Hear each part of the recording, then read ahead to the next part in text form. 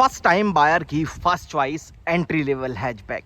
लेकिन इशू ये था कि जो भी बंदा इन एंट्री लेवल हैचबैक के लिए जाता था ना, उनको भरपूर पैसा देने के बावजूद भी कुछ ना कुछ फीचर्स के साथ कंप्रोमाइज़ करना पड़ता था। और इसी चीज़ का सॉल्यूशन मारुति आपको दे रहा है ड्रीम एडिशन के साथ। 3 entry level hatchback, Alto K10 आपके सामने खड़ी है, मारुति एस्प्रेसो और सिलेरियो।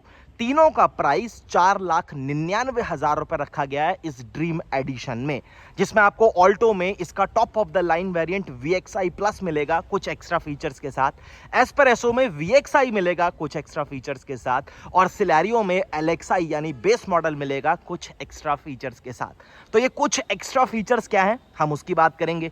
तीनों में से कौन सी हैचबैक ज़्यादा लेना समझदारी वाला ऑप्शन है, किस पर ऑफर, एसेसरीज और बहुत सारी चीज़ें आपको एक्स्ट्रा मिल रही हैं जो कि आपके पैसे की सही वैल्यू डिलीवर करेंगे, हम उसकी भी बात करेंगे।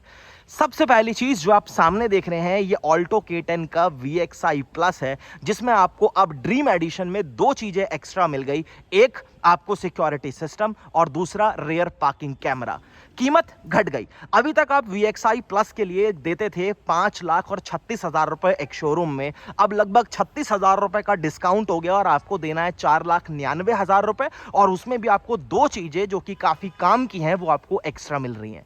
ऐसे ही एस्प्रेसो के साथ है, उसमें भी लगभग 23-24,000 रुपए का डिस्काउंट आपको मिल गया, plus body styling kit, interior exterior की बहुत सारी मोल्डिंग्स, कुछ ऐसी चीजें आपको वहां पर भी एक्स्ट्रा मिल गई। लेकिन वहां पर टच स्क्रीन इंफोटेनमेंट सिस्टम नहीं मिला। और तीसरी चीज है आपके साथ सिलेरियो के LXI वेरिएंट में भी पार्किंग कैमरा जैसी चीजों को ऐड कर दिया, जो कि अभी तक सिलेरियो के टॉप वेरिएंट में भी आपको नहीं मिलता था। सबसे पहली चीज, अगर आप ऑल्टो को सामने से देखेंगे या किसी भी गाड़ी जिसमें ड्रीम एडिशन मिला है, उसके एक्सटीरियर में बाहर से कोई भी मेजर चेंजेस नहीं है। सिर्फ बॉडी स्टाइलिंग किट वगैरह या फिर ड्रीम सीरीज की जो किटिंग है वही आपको अप्लाई मिलेगी, उसके अलावा कुछ ऐसा कुछ चेंज नहीं किया है। ऑल्टो को ही देखिए, सामने वही जैसा गाड़ी लॉन्च हुई थी वही हनीकॉम्ब स्टाइल की ग्रिल है, और सामने अगर आप चेकआउट करेंगे तो reflector base halogen headlamp, normal turn indicator, parking lamps के साथ। साइड में स्विच होंगे तो टर्न इंडिकेटर फेंडर के ऊपर ही है। 13 इंचेस के ब्लैक कलर के इस तरीके से नॉर्मल स्टील व्हील आपको मिलते हैं। आगे डिस्क, पीछे नॉर्मल ड्रम ब्रेक्स हैं। सेफ्टी के तौर पर ABS, EBD बेसिक चीजें और 2 एयरबैग आपको मिल जाते हैं। ORVMs ब्लैक हैं, लेकिन इन ORVMs में किसी तरीके का कोई भी इलेक्ट्रिक एडजस्टमेंट नहीं है, मैनुअली आपको इनको एडजस्ट और फोल्ड करना पड़ता है। बॉडी कलर डोर हैंडल्स जरूर मिलते हैं। विंडो के नीचे के बेल्ट लाइन जो है वो ब्लैक है। A, B और C तीनों पिलर्स जो हैं वो आपको बॉडी कलर मिलने वाले हैं। फ्यूल फिलिंग लिड, और ऑल्टो में डेफिनेटली CNG का ऑप्शन है, लेकिन CNG के साथ किसी तरीके का कोई भी ड्रीम एडिशन वाली स्कीम या फिर वो ऑफर एप्लीकेबल नहीं है। उसके बाद पीछे ऑल्टो K10 प्रॉपरली मेंशन किया है। पार्किंग कैमरा आपको यहाँ पर मिलेगा, 2 आपको सेंसर्स मिल जाते हैं, प्लस ये जो आप टेल लैंप्स देख रहे हैं ये पहले की तरह बिल्कुल नॉर्मल है, हाइलोजन बेस ही मिलेंगे, चाहे स्टॉप लैंप हो, चाहे रिवर्स लैंप हो, चाहे आपका टर्न इंडिकेटर हो। उसके बाद चाबी लगाकर आप यहाँ से इस बूट को खोल सकते हैं, या फिर आपको ड्राइवर सीट के पास जो है वो प्रॉपर एक लीवर दिया गया। आप यहाँ पर देखिए पार्सल ट्रे आपको मिलती है। बूट स्पेस लगभग आपको 214 या 216 लीटर के आसपास का मिलता है। ये ट्रिम सारी, ये तो मेटल ही है, ये जो है वो थोड़ा सा आपका गत्ता टाइप मटेरियल या कुछ भी आप कह लीजिए उसको लगाकर यहाँ पर कवर किया गया है। और इसमें वाइपर वॉशर डिफॉगर पहले भी नहीं आते थे, आज भी नहीं है, प्लस ये छोटा सा स्टॉप लैंप जो है वो आपको जरूर मिलेगा। अब जरा स्विच होइए कैबिन की ओर। कैबिन में जब आप आते हैं तो यहाँ पर सेम तरीके का ही कैबिन आपको मिलेगा, बस जो मेजर अपग्रेड हैं वो 2 हैं कि आपको ये जो इसमें 7 इंच का टच स्क्रीन इंफोटेनमेंट सिस्टम मिलता है, इसी के साथ कैमरा कनेक्ट हो गया, और सिक्योरिटी सिस्टम जो है वो आपको एक्स्ट्रा मिल गया, पैसे कम हो गए। ग्रे टोन आपको पूरे दरवाजे पर मिलेगी। ऑल्टो के साथ एक प्लस पॉइंट है कि चारों स्पीकर आते हैं, तो 2 स्पीकर आपको आगे दरवाजों पर मिलेंगे, 2 आपको जो है वो पीछे मिलेंगे। और सिलेरियो वगैरह अगर आप प्लान करते हैं तो वहां पर जो है वो आपको एक स्पीकर का जो सेटअप है, मतलब एक पेयर जो है वो आपको एक्स्ट्रा मिल जाएगा, क्योंकि उसमें 2 ही आते हैं। उसके बाद अगर आप यहाँ पर चेकआउट करेंगे तो पावर विंडोज नहीं दी हैं। तो ऑल्टो के टॉप मॉडल में पहले भी आपको 2 पावर विंडोज सिर्फ आगे वाली मिलती थी, और आज भी वही चीज है। अगर ड्रीम एडिशन में मारुति यहाँ पर 4 पावर विंडो करता, जो कि एक बहुत कॉमन और बहुत बेसिक फीचर है, बहुत काम आने वाली चीज है, वो चीज नहीं करी है। कुछ चीजों करी हैं, जो कि देखो पार्किंग कैमरा आपको मिल रहा है, अच्छी बात है। सिक्योरिटी सिस्टम अपग्रेड कर दिया, वो नहीं भी करते तो चलता, लेकिन फिलहाल आपको मिल रहा है, अच्छी चीज है। आपके पैसे की पूरी वैल्यू डिलीवर कर रहा है, मतलब अच्छे खासे डिस्काउंट के बावजूद भी आपको एक्स्ट्रा एक्स्ट्रा चीज़ें मिल रही हैं, लेकिन ये इसकी बहुत ज़रूरत थी सच में। अगर आपके पास ऑल्टो है या आप अगर इस तरीके कोई भी गाड़ी ओन कर रहे हैं जिसमें पीछे पावर विंडोज़ नहीं है और आगे, आपको पता होगा कितनी आप रिलेट कर पाएंगे बहुत आसानी से कितनी बार आपको उसकी ज़रूरत पड़ जाती है।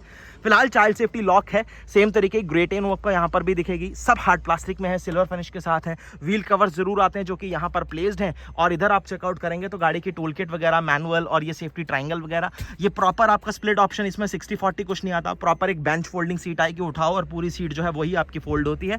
मटेरियल की बात अगर हम करें तो यहाँ से आप इजीली चेक कर सकते हैं कि ये सब आपको जो है वो फैब्रिक में मिलता है, और डेफिनेटली फैब्रिक एक अच्छी क्वालिटी है, एक अच्छा फैब्रिक आपको यहाँ पर मिलता है, जो कि गर्मी जो अभी सीजन है ना, गर्मियाँ स्पेशली, इसमें तो फैब्रिक सबसे बेस्ट ऑप्शन है। लेकिन चलिए, यहाँ पर कोई हाइट वगैरह का एडजस्टमेंट नहीं दिया गया। इसकी मैं बात कर रहा था कि आप बूट और फ्यूल फिलिंग रेड यहाँ से इजीली खोल सकते हैं, डेड पैडल नहीं आता, एबीसी तीनों पैडल के पास स्पेस काफी ठीक है।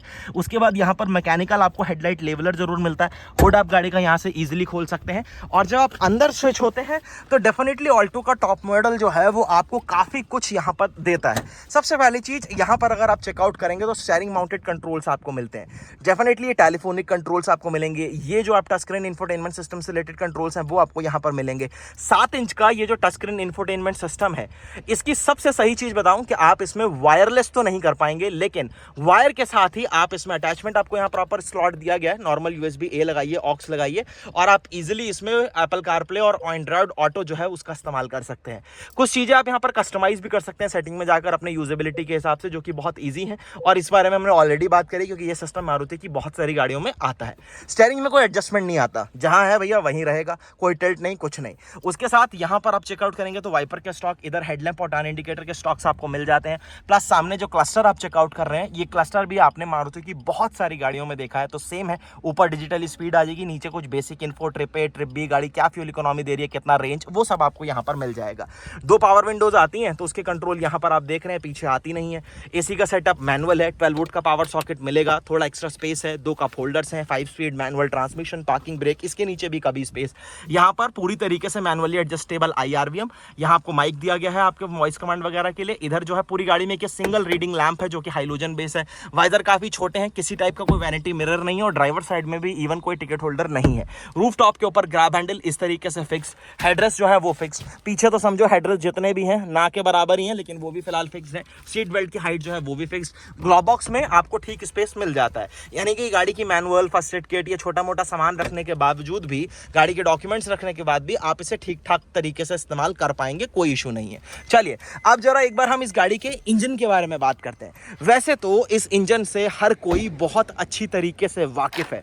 वाकई में ये जो मारुति का K10 इंजन है ना, ये बहुत रिलायबल इंजन है। 3 सिलेंडर है तो 3 सिलेंडर इंजन वाले कैरेक्टर्स हैं, थोड़ी सी वाइब्रेशन है, थोड़ी सी आवाज़ है, लेकिन आवाज़ वगैरह को कंट्रोल करने के लिए मारुति ने कुछ खास एफर्ट्स किए नहीं है।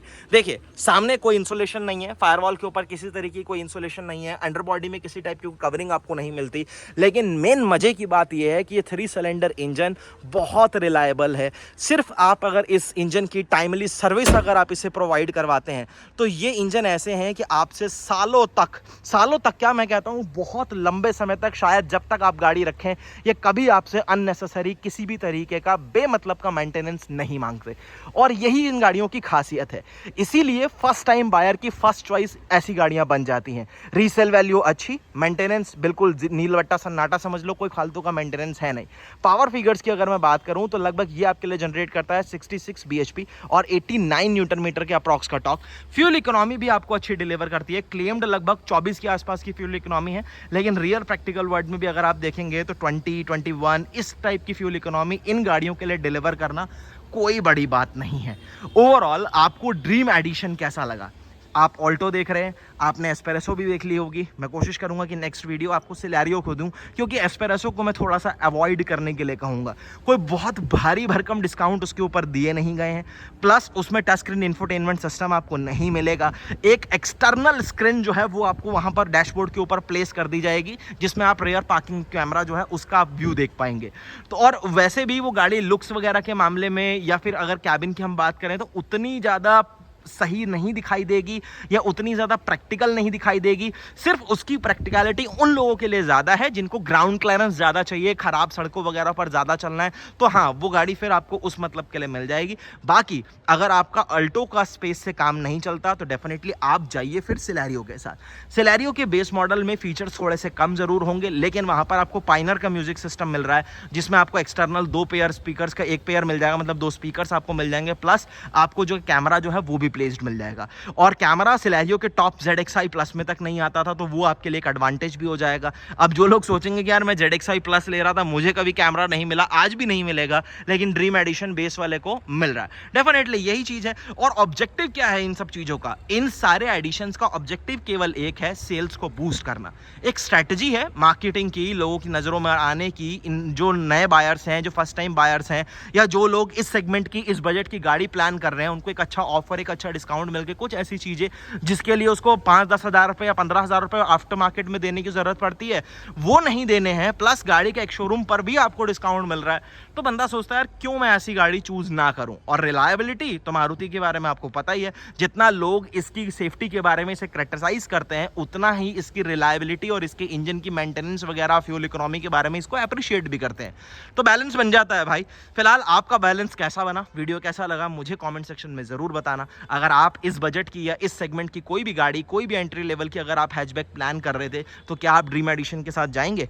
एक बार अपना ओपिनियन जरूर बताना। उम्मीद करता हूं वीडियो अच्छा लगा होगा, इन्फॉर्मेशन आपके काम आएगी। वीडियो अच्छा लगा हो तो लाइक, शेयर और सब्सक्राइब करना मत भूलना। हाँ, अपने यारों, दोस्तों और परिवार वालों के साथ ये वीडियो जरूर शेयर कर देना जो लोग इतने बजट में एक एंट्री लेवल हैचबैक प्लान कर रहे थे। शायद कुछ चीज़ उनके काम आ जाए, और काम आएगी तो मुझे बहुत अच्छा लगेगा। और आप लाइक करेंगे तो और चैनल को सब्सक्राइब करेंगे तो मुझे मिलेगी मोटिवेशन और आपको मिलेगा एक अच्छा कंटेंट।